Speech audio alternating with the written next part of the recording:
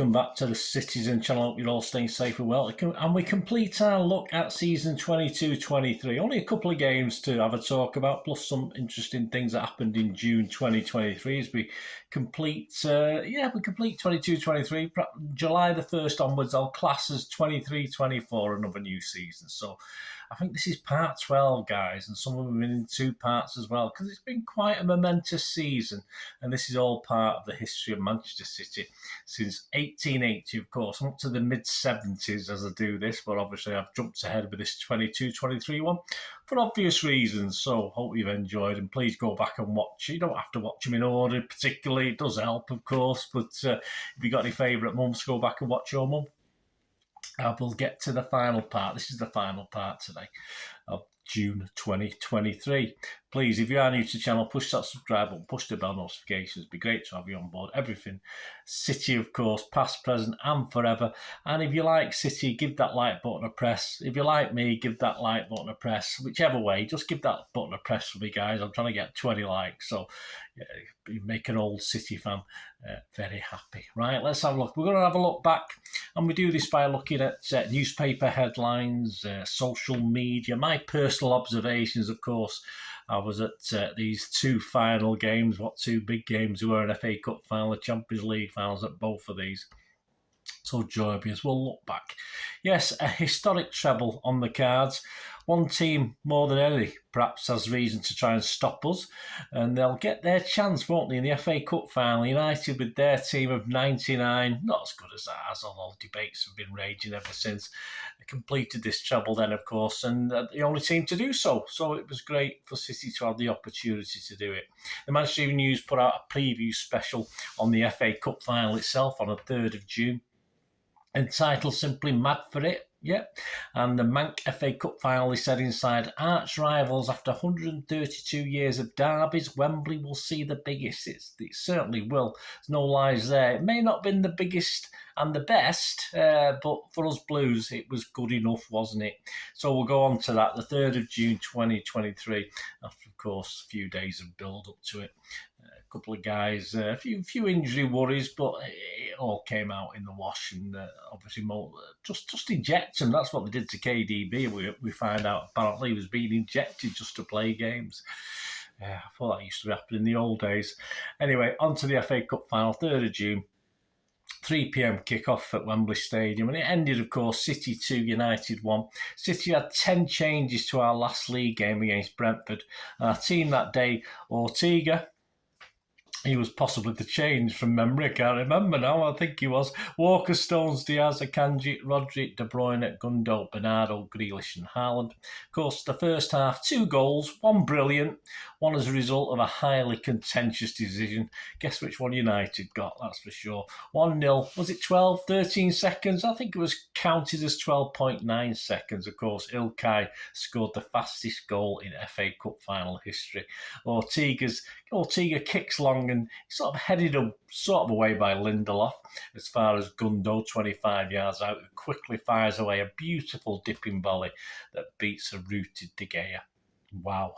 We had another goal, less glorious than that, unfortunately, in the first half. 29 minutes, it's 1-1. As to the dismay of us, the referee Turney sent over to the monitor for a handball about 4 minutes before. Yeah, it seems ages. No one in the ground seemed particularly interested. A few United players appealed at the time, but not too vigorously. But, of course, dutifully, despite proximity and arms seemingly in a natural position, yes, the penalty was given. It was awarded. And, of course, Fernandes stepped up, did a circuit at the ground before he did his run-up and put the ball in the net on 33 minutes. Pundits and refs all appear split on this one at the time, and the general feeling is yes, by the rules of the law, a pen, but absolutely stupid.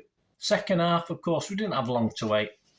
51 minutes, City second, and ultimately what turned out to be the winning goal. De Bruyne took a free kick on the right touchline following a foul by Fred. He lost it to the edge of the area where the unmarked Gundo had just smartly hit a left foot volley towards goal. He didn't catch it totally correctly. It sort of bounced a couple of times, went through a field of red bodies and evilly spun away from the diving De Gea. He got a hand on it but could only help it into the net. Cheers, Dave. Yep, City generally controlled the game despite the stats, which said United had more shots than us, but I think overall City thoroughly deserved it. The match stats, City 11 shots, 5 on target, United 13 shots, 3 on target. Yeah, I'm hard pushed to remember them. Possession was 60% for City. The Manchester Evening News front page, Blues on the brink. Back page, 2 down. Gundo double puts City on the brink of treble after sinking bitter rivals United in the FA Cup final. Simon Pekowski said, history beckons. Ilkay took his top rating on 9 out of 10. Pep said, we are in a position we will probably never be in again. Well, you never know, Pep. Daniel Murphy reports, in regards to Ilkay, Cup hero remains coy over future. Well, we knew why, didn't we, at the time? He wasn't signing again, he was going. Simon Luckhurst on United themselves in their little column in the Evening News. Gone in 12 seconds was his header. Early goal left United on the back foot. It certainly did. Fred and Sancho both scored 3 out of 10 ratings. Quite funny, some of the ratings this season, looking at the United ones when I came across. Sunday Mirror's Andy Dunn, gun stoppable. Inside Simon Mullet, top gun at the double. Gundo got 9 out of 10 from him. VAR criminal, but City can't be collared by the hand of plod. We're one Pep from greatness, they said. Boss urges players to grab their chance. The Sun Sports Dan King, gun 2-3. Pep, only the treble can make us complete. Inside Day Kid, same ilk as Zizi. Gundo does a Zidane with the fastest ever final goal. City have now won the FA Cup 7 times as a result of this, which is the joint 6th most in the competition's history. This is also the second time we completed a league and FA Cup double, of course, following a similar achievement in 2018-19, when we also lifted the Carabao Cup to become the only club to win the domestic treble. Hey, we've done 2 trebles. Can't be bad. City have now reached, with that goal, 150 goals for the season, with 1 game remaining. Couldn't get much bigger. It's a milestone only been achieved by an English top-flight side on 3 previous occasions in a single campaign. And yes, the other times it happened was City as well.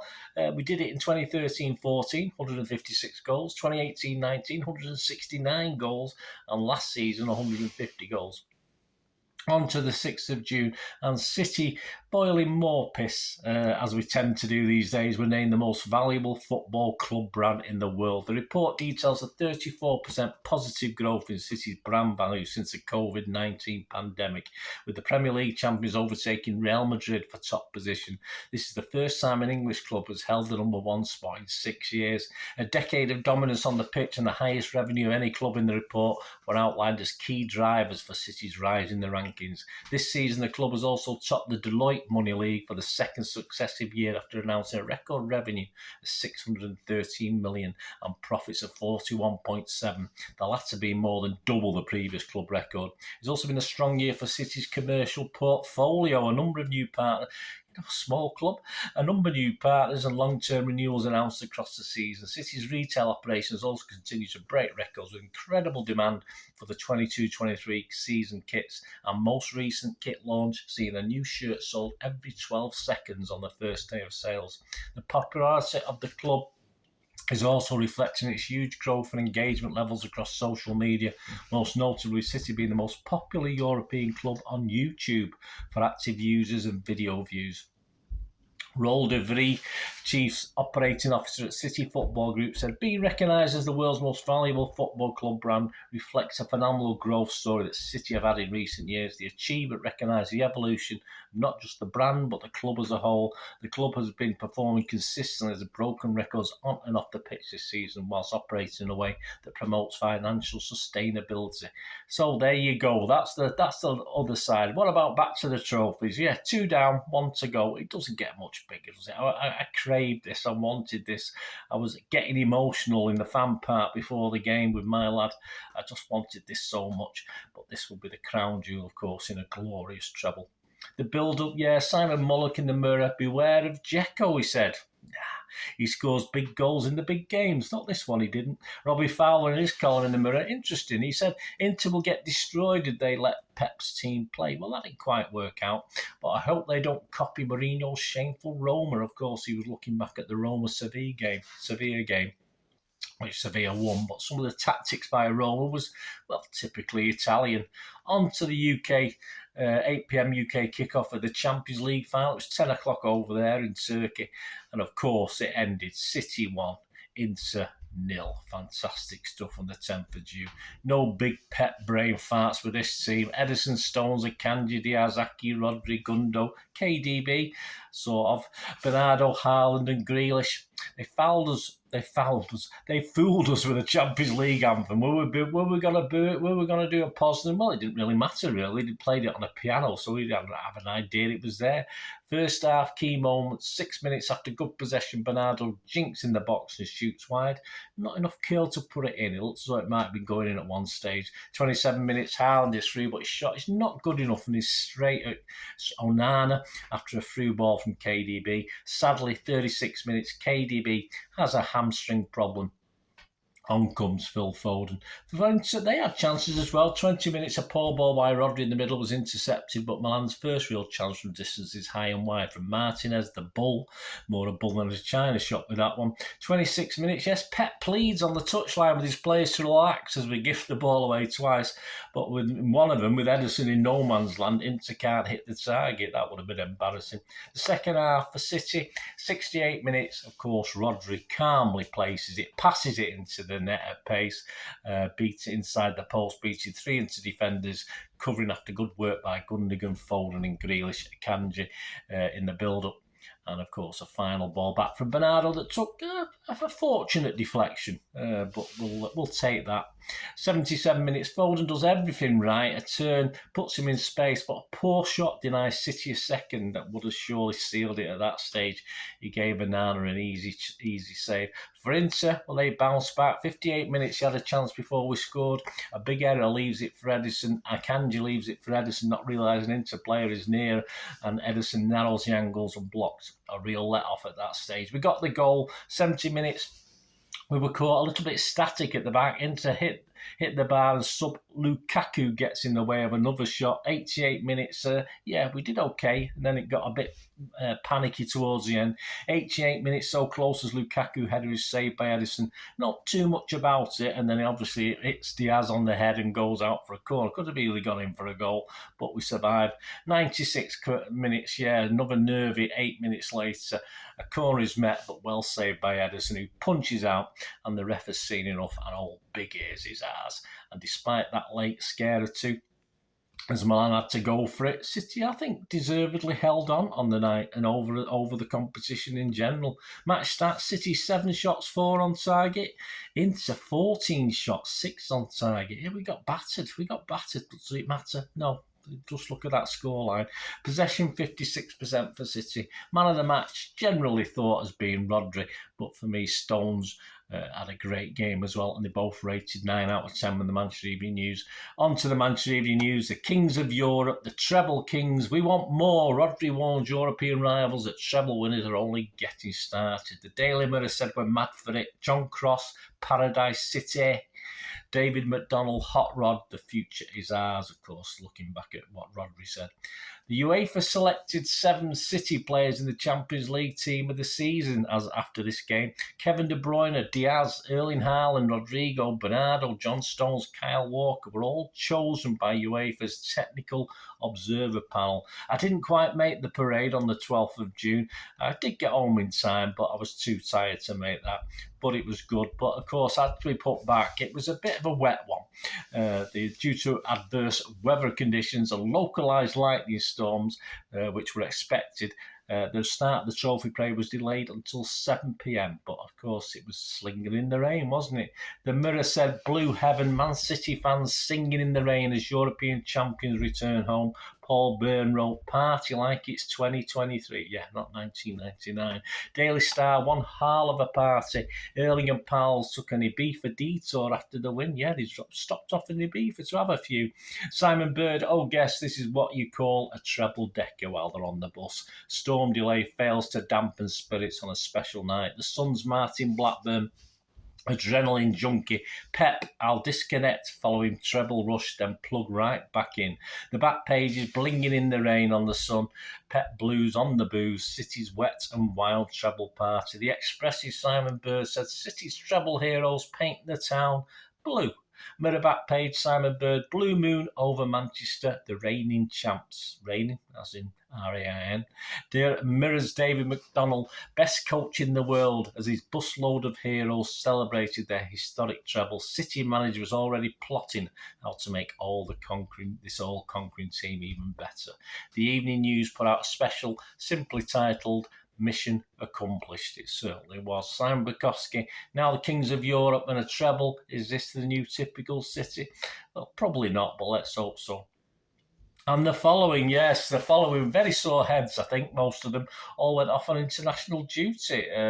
Very quickly after this, Nathan Aki for the Netherlands. For England, Stones, Walker, Phillips, Grealish and Foden. Although Grealish would probably had a few more than anybody else, as is the normal. Haaland for Norway. Alvarez for Argentina. Edison for Brazil. Gundo for Germany, although he wasn't going to be asked for much longer.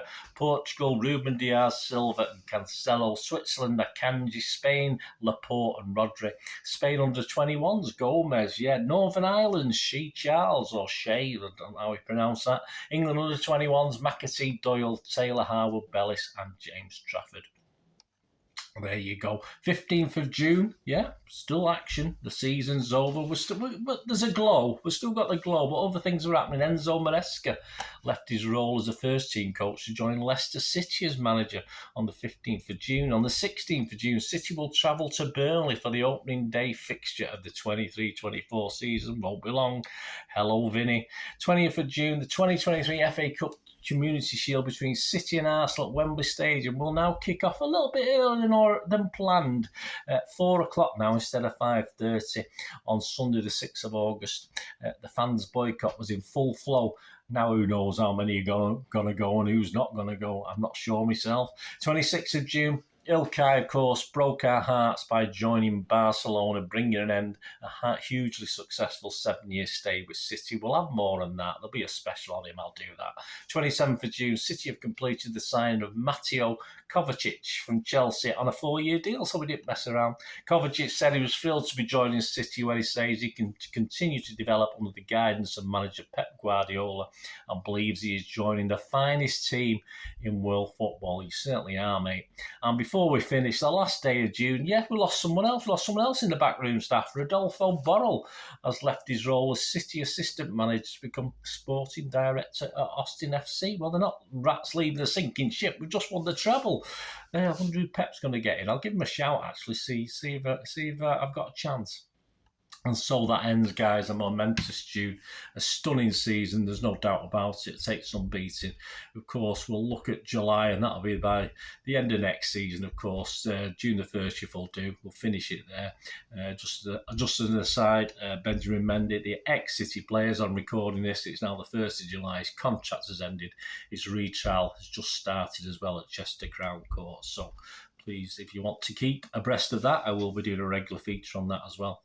So a stunning 22-23. It'll take some beating going forward, but why not? Let's go for something else. Great memories, great season. Let me know your memories. Let me know your highlights. It'd be great to hear. I hope you've enjoyed this little look back. A magnificent season. My little contribution, quite a unique way of doing it, I think, and it'll be there for prosperity now. And please check out all my history vlogs. As I said, I'm up to the mid-70s, and I started at 1880, so they've been going on a while. So dip in and out of them if you fancy knowing about the history of Manchester City. Thanks for watching, guys. Wonderful. Well, what we like next year, hey? But will it match this? It possibly won't, but hey, you never know. We've got a couple of big targets, I think. Let's go 4 on the trot in the league, and let's go for another Champions League. Hey, that'll do. That'll do for me next season. We'll see how it goes. Thanks for watching, guys. Until we meet again, unless one thing don't have, please stay safe, Blues. Come on, City. Bye for now.